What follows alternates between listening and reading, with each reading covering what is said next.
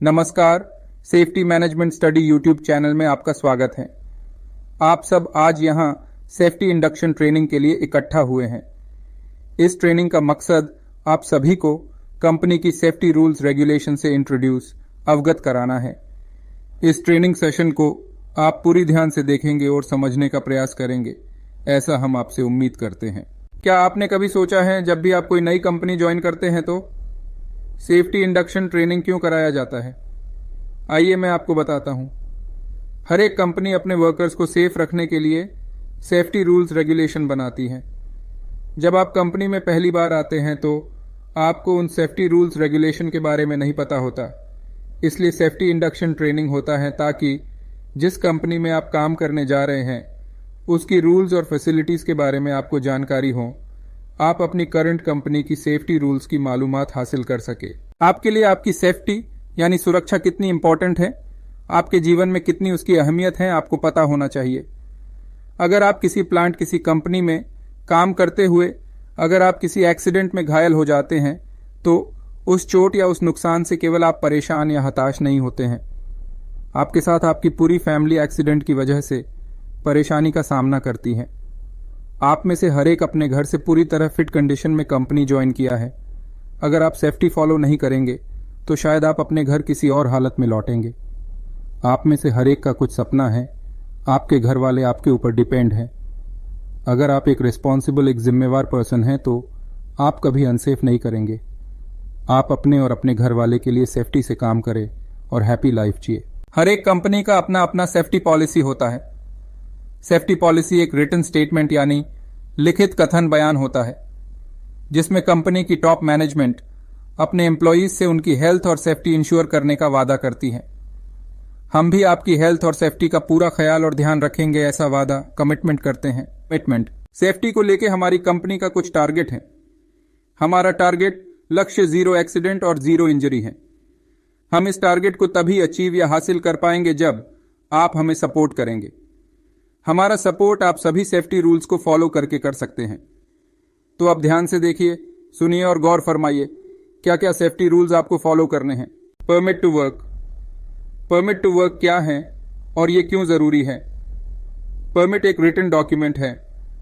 Permit ये सुनिश्चित करता है कि जो भी हम काम करने जा रहे हैं उसमें काम शुरू होने से पहले और काम पूरा होने के बाद जो भी जरूरी सेफ्टी प्रिकॉशंस हैं वो लिए गए हैं।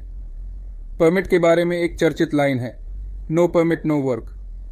अगर किसी काम को करने के लिए परमिट नहीं मिला है तो किसी के भी कहने पे काम नहीं करना है। काम शुरू होने से पहले हर एक बंदा का परमिट पे सिग्नेचर होना लाजमी है। परमिट अलग अलग टाइप्स के होते हैं, एक परमिट पे सभी काम नहीं कर सकते। जैसे कि हॉट वर्क परमिट, जिस एक्टिविटी में स्पार्क, फ्लेम निकलने का खतरा हो वो काम हॉट वर्क परमिट पे होगा। जैसे कि welding, gas cutting. Cold work permit, जिस एक्टिविटी में स्पार्क, फ्लेम निकलने का खतरा ना हो वो काम कोल्ड वर्क परमिट पे होगा। जैसे कि manual excavation, scaffolding. General work permit, low risk activity के लिए जनरल परमिट हैं, जैसे कि housekeeping, manual handling. Confined space permit, confined space में अंदर जाने के लिए कन्फाइंड स्पेस एंट्री परमिट चाहिए। Lifting work permit, lifting activity के लिए लिफ्टिंग वर्क परमिट चाहिए। एक्सकवेशन वर्क परमिट, एक्सकवेशन के लिए एक्सकवेशन वर्क परमिट चाहिए। प्लांट के अंदर जब भी आप जाते हैं तो आपको इन सारी सेफ्टी इक्विपमेंट्स, लोकेशंस का पता होना चाहिए। First, safe assembly area. Safe assembly area ऐसा एरिया होता है जहां हम इमरजेंसी के वक्त जमा होते हैं। तो नियरेस्ट असेंबली एरिया कहां है आपको पता होना चाहिए। Second, manual call point and emergency contact number. Manual call point कहां है और इमरजेंसी नंबर क्या है आपको पता होना लाजमी है ताकि इमरजेंसी केस में रेस्क्यू टीम को कॉल कर सके। थर्ड, ब्रेक ग्लास यूनिट कहां है आपको पता होना चाहिए। ब्रेक ग्लास यूनिट एक अलार्म रेजिंग इक्विपमेंट है। जब भी कोई इमरजेंसी यानी फायर या गैस लीक होता है तो आप ब्रेक ग्लास यूनिट में लगे ग्लास को ब्रेक करके रेस्क्यू टीम को इन्फॉर्म कर सकते हो। Fourth, emergency safety shower. Emergency safety shower कहाँ है आपको पता होना चाहिए। अगर आपके शरीर पे या आपके आंखों में कोई केमिकल गिर जाए तो आप सेफ्टी शॉवर से वॉश यानी धुल सकते हैं। 5th, wind sock. Wind sock कहाँ है आपको पता होना चाहिए। विंड सॉक हवा की दिशा यानी डायरेक्शन को बताता है। जब भी साइड पे फायर हो, गैस लीक हो तो विंड डायरेक्शन को देखते हुए क्रॉस विंड डायरेक्शन में असेंबली एरिया को जाए। 6th, इमरजेंसी अलार्म और सायरन। इमरजेंसी अलार्म या सायरन एक इक्विपमेंट है जो इमरजेंसी के वक्त साउंड प्रोड्यूस करके सबको अलर्ट करता है। इमरजेंसी के वक्त क्या करें? अगर साइड पे कोई फायर हो या गैस लीक हो तो इमरजेंसी सायरन की आवाज़ सुन के आप घबराए या भागे नहीं। सबसे पहले अपनी मशीनरी, इक्विपमेंट्स को बंद करें। अगर आप रेस्क्यू टीम को मैनुअल कॉल पॉइंट या ब्रेक ग्लास यूनिट से इन्फॉर्म कर सकते हैं तो करें। थोड़ी तेज गति से विंड डायरेक्शन को देखते हुए क्रॉस विंड डायरेक्शन में असेंबली एरिया पहुंचे। असेंबली एरिया में काउंटिंग के समय ध्यान रखें आपको काउंट किया गया कि नहीं। हाउसकीपिंग। साइड पे हाउसकीपिंग का खास ध्यान रखें। जैसे आप अपने घर को साफ रखते हैं वैसे ही वर्क एरिया को क्लीन रखें। हाउसकीपिंग का मतलब है कोई भी फालतू चीजें साइड पे ना रखें। टूल्स को क्लीन और सही से अरेंज वे में रखें। आने जाने की एरिया को क्लियर रखें। हाउसकीपिंग के क्या फायदे हैं? गुड हाउसकीपिंग से वर्क एरिया क्लीन दिखता है और काम करने में मन लगता है। फायर के चांसेस कम हो जाते हैं। स्लिप ट्रिप के चांसेस कम हो जाता है। टूल्स अरेंज होने से टाइम सेव होता है। Work at height. 1.8 मीटर के ऊपर के काम को वर्क एट हाइट बोलते हैं। इसमें मैन और मटेरियल के गिरने का खतरा होता है। जब वर्क एट हाइट हो तो फॉल प्रोटेक्शन का खासा ध्यान रखें। फुल बॉडी हार्नेस का प्रॉपर इस्तेमाल करें। अनवांटेड लूज मटेरियल प्लेटफॉर्म पे ना रखें। अगर स्कैफोल्डिंग पे काम कर रहे हैं तो इंस्पेक्शन टैग चेक करें। अगर इंस्पेक्शन टैग ग्रीन है तो स्कैफोल्ड सेफ है, आप काम कर सकते हैं। अगर इंस्पेक्शन टैग येलो है तो स्कैफोल्ड सेफ है लेकिन फुल बॉडी हार्नेस का यूज करना है। अगर इंस्पेक्शन टैग रेड है तो स्कैफोल्ड अनसेफ है, उस पे काम नहीं करना है। Confined space.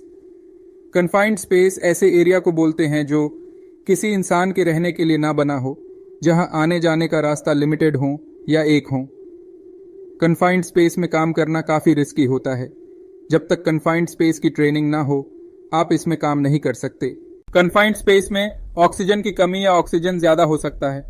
दोनों कंडीशन में काम करना अनसेफ है। कन्फाइंड स्पेस में प्रॉपर लाइट नहीं होता है। लाइटिंग के लिए 24 वोल्ट इलेक्ट्रिसिटी यूज करना होता है।